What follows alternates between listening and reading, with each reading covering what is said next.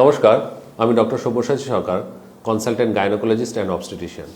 আজকে যে ব্যাপারটা নিয়ে বলবো সেটা আমার মনে হয় অনেক সাধারণ মানুষ, বিশেষ করে মহিলাদের মধ্যে এই কোশ্চেনটা থাকে যে কখন গাইনোকোলজিস্টের কাছে যাব, কোন ব্যাপারে কোন সমস্যা হলে গাইনোকোলজিস্টের কাছে যাব।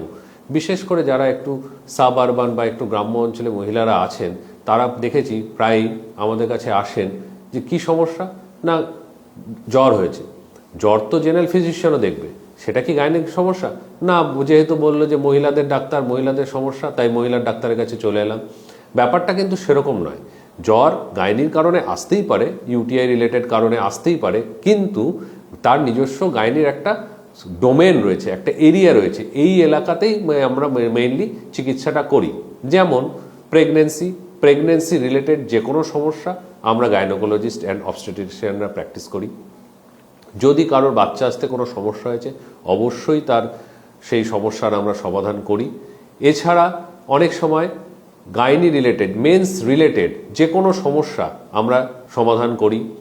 অনেক সময় কারোর তল পেটে ব্যথা হয়, পেটে ব্যথা অনেকেরই হয়, কিন্তু তল পেটে ব্যথাটা কিন্তু বেশিরভাগ ক্ষেত্রেই দেখা যায় যে আমাদের গাইনোকোলজির সমস্যা, কিন্তু উপর পেটে ব্যথা বা বুকে ব্যথা সেগুলো কিন্তু গাইনি সমস্যা নয়। জন্ডিস গাইনি সমস্যা নয়।